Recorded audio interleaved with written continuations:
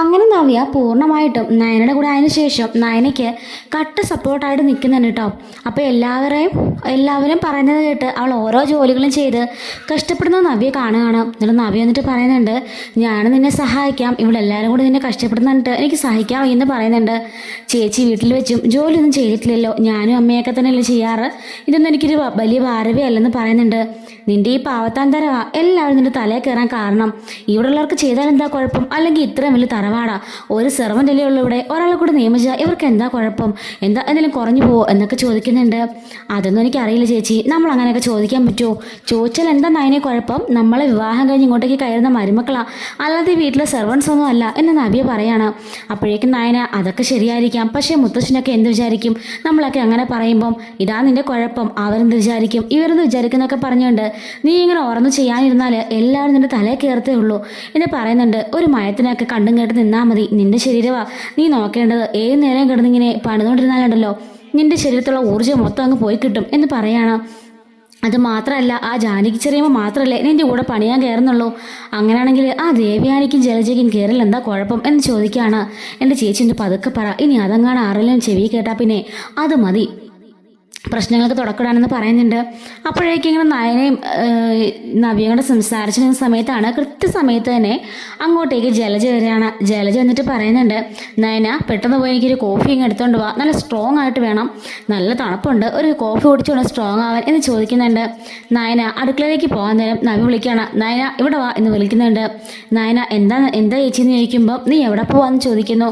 അല്ല അപ്പച്ചി കോഫി ഇടാൻ പറഞ്ഞു, ഞാൻ കോഫി ഇടാൻ പോവാന്ന് പറയുമ്പം നീ ഇപ്പം എങ്ങോട്ടും പോകുന്നില്ല, മര്യാദയ്ക്ക് ഇവിടെ വന്നിരിക്കുമെന്ന് പറയാണ്. അപ്പോഴേക്കും ജലജ ചാടി ഇരുന്നിട്ട്, നീ എന്താടി പറഞ്ഞത്? അവളെനിക്ക് ചായ ഇടാൻ പോയപ്പോൾ വേണ്ടെന്നോ? അത് പറ, നീ ആരാടി? എങ്കിൽ അവളിടണ്ട, നീ ഇട്ടുകൊണ്ട് വാടി എന്ന് പറയുന്നുണ്ട്. അതെ, നിങ്ങളുടെ രണ്ട് കൈക്കും രണ്ട് കാലിനും കുഴപ്പമൊന്നുമില്ലല്ലോ, നാക്കിന് പിന്നെ ഒട്ടും കുഴപ്പമില്ല, കുശുമ്പും കുഞ്ഞായ്മയും പറയാൻ വേണ്ടിയിട്ട് ആ നാക്കിന് യാതൊരു കുഴപ്പമില്ലല്ലോ, മര്യാദയ്ക്ക് വേണമെങ്കിൽ അടുക്കളയിൽ പോയി വെച്ച് കുടിക്കുക, ഒരു കോഫി ഉണ്ടാക്കാൻ അത്ര വലിയ പാടൊന്നുമില്ലല്ലോ എന്ന് ചോദിക്കുകയാണ്. അപ്പോഴേക്കും നയനെ പറയുന്നുണ്ട്, ചേച്ചി അതൊന്നും വേണ്ട, ഞാൻ പോയി വെച്ചോളാം. നവ്യ പറയാണ്, നയനെ നിന്നോട് ഞാനാ പറഞ്ഞത് പോകണ്ടെന്ന്, ഇവിടെ ഒന്ന് ഇരിക്കാനാ പറഞ്ഞേ എന്ന് പറയുന്നുണ്ട്. അപ്പോൾ ഇതെല്ലാം എല്ലാവരും കേട്ടുകൊണ്ട് തന്നെ നിൽക്കുകയാണ്. ഈ ബഹളം കേട്ടുകൊണ്ട് മുത്തശ്ശനും മുത്തശ്ശിയും ആദർശും അതുപോലെ ദേവയാനിയും മറ്റെല്ലാവരും ചുറ്റും കൂടി നിൽക്കുന്നുണ്ട് കേട്ടോ. അപ്പോഴേക്കും ചേച്ചി എല്ലാവരും കാണുന്നു, മുത്തശ്ശനൊക്കെ വന്നു, വെറുതെ സീൻ ഉണ്ടാക്കണ്ട, ഞാൻ പോയി വെച്ച് കൊടുത്തോളാം, പ്രശ്നം തീർന്നല്ലോ എന്ന് പറയാണ്. നവ്യ പറയാണ്, ഇല്ല നയന ഇന്ന് കോഫി ഇടാൻ പോകുന്നില്ല, അതും ഇവർക്ക് കോഫി ഇടാൻ ഒട്ടും പോകുന്നില്ല. മുത്തശ്ശനും മുത്തശ്ശിയും പറഞ്ഞാൽ നീ കോഫി ഇട്ട് കൊടുക്ക്, അതിലൊരു മര്യാദയുണ്ട്. ആദർശേട്ടനോ അഭിയോ ഒക്കെ ജോലി ചെയ്തുകൊണ്ടിരിക്കുകയാണെങ്കിൽ അവരും പറയുമ്പം അത് നീട്ടു കൊടുക്ക്, അതിലൊരു മര്യാദയുണ്ട്. അല്ലാതെ ഇവിടെ വെറുതെ രാവിലെ മേക്കപ്പ് ഇട്ട് ആർക്കിട്ട് പണി കൊടുക്കാമെന്ന് വിചാരിച്ചുകൊണ്ട് പത്രവും വായിച്ചുകൊണ്ടിരിക്കേണ്ട, ഇവർക്ക് നോക്കും കോഫി കൊടുക്കേണ്ട ആവശ്യം നിനക്കില്ല. നീയേ അനന്തപുരിലേക്ക് കയറി വന്ന പുതിയ സെർവൻ്റ് ഒന്നും അല്ല, സെർവൻറ്റിനെ വേണമെങ്കിൽ ഇവരിവിടെ വേറെ നിയമിച്ചോളും, അതിനുള്ള കാശൊക്കെ ഇവരിൽ ഇഷ്ടം പോലെയുണ്ട്, അവർ വേണമെന്ന് വെച്ചിട്ടല്ലേ നിന്നെ കൊണ്ട് പണിയെടുപ്പിക്കാൻ. മീനാക്ഷിയെ മാത്രമല്ലേ ഉള്ളൂ ഇവിടെ സെർവൻ്റായിട്ട് നിയമിച്ചേക്കുന്നത്, അതും ആദർശേട്ടൻ വഴക്കുണ്ടാക്കിയതുകൊണ്ടല്ലേ അങ്ങനെയൊക്കെ നിയമിച്ചത്, അല്ലെങ്കിൽ ഇപ്പോഴും നീ തന്നെയാണ് ചത്ത് പണിയേണ്ടി വന്നേനെ. അതുകൊണ്ട് നീ ഇപ്പം ആർക്കും കോഫി കൊടുക്കുന്നില്ല, നിനക്കൊരു ടൈം ഉണ്ടല്ലോ, ഇവിടെ 4 മണി സമയമാകുമ്പോൾ കോഫി ഇടുന്നുണ്ട്, ആ സമയത്ത് നീ ഇട്ടുകൊണ്ട് എല്ലാവർക്കും കൊടുക്ക്, അതിൽ മര്യാദയുണ്ട്. അതല്ലാതെ ഓരോരുത്തർക്ക് തോന്നുമ്പോൾ കോഫി എന്ന് പറഞ്ഞ് ഹോട്ടലിലെ പോലെ ഓർഡർ ചെയ്താൽ അതൊന്നിട്ട് കൊടുക്കാൻ നീ ഇവിടെ നിൽക്കണ്ട എന്ന് നവ്യ കർശനമായിട്ട് തന്നെ പറയുന്നുണ്ട്. അപ്പോഴേക്കും മുത്തശ്ശിയോട് പറയാണ്, നവ്യ ആള് കൊള്ളാം, എന്താണെങ്കിലും അവൾ നല്ല സ്മാർട്ടാ, നയന പാവാണെങ്കിൽ നവ്യ ഇതുപോലൊക്കെയുള്ള കാര്യങ്ങളൊക്കെ തീർച്ചു നിൽക്കും. അവൾ കണ്ടില്ലേ എന്താണോ നയന പറയേണ്ടിയിരുന്നത് അതാ അവൾ പറഞ്ഞത് എന്ന് പറയുന്നുണ്ട്. ജലജയ്ക്ക് അത് ആവശ്യമാണ് എന്ന് പറയുന്നുണ്ട്.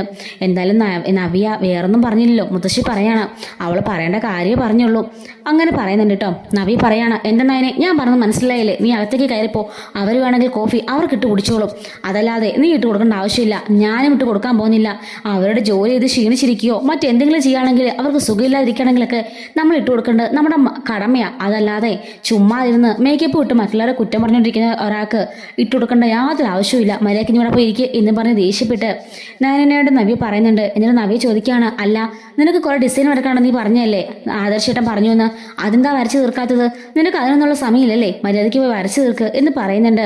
അടുക്കളയിലെ കാര്യങ്ങൾ എല്ലാവരും കൂടി ചെയ്യട്ടെ, അല്ലാതെ നീ മാത്രം ചത്ത് കിടന്ന് ചെയ്യേണ്ട ആവശ്യമൊന്നുമില്ല എന്ന് നവ്യ പറയണം.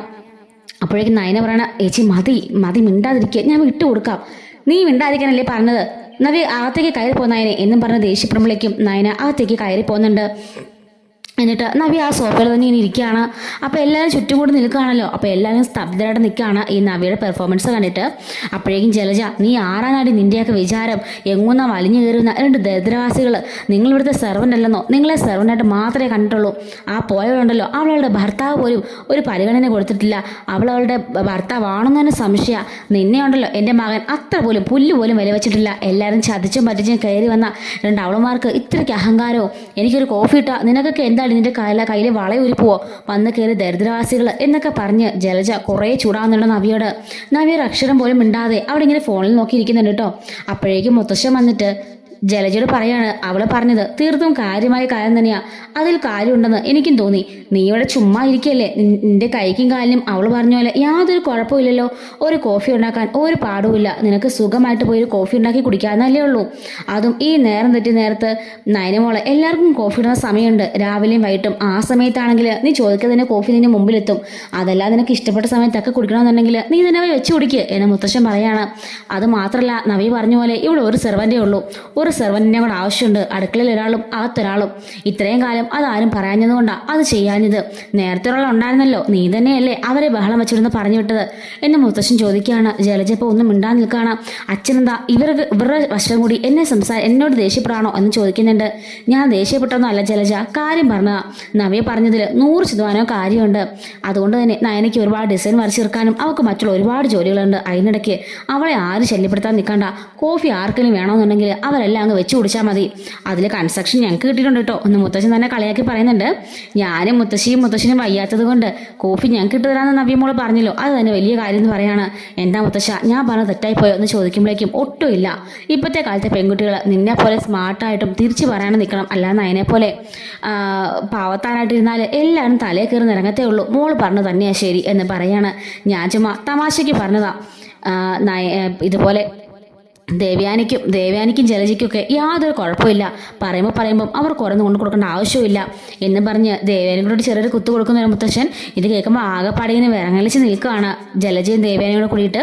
അങ്ങനെ എല്ലാവരും പോയതിനു ശേഷം ജലജ ദേവയാനോട് പറയാണ്, ഇപ്പം എങ്ങനെയുണ്ട് ചേച്ചി? ഞാൻ പറഞ്ഞതല്ലേ, ചേച്ചിയും അനിയത്തിയും ഒന്നിനൊന്നും മെച്ചാ. ചേച്ചിയുടെ മരുമകളുണ്ടല്ലോ, അവൾ പാവ, പക്ഷേ ഭയങ്കര ബുദ്ധിശാലിയാ, നല്ല കഴിവുള്ളവളോ.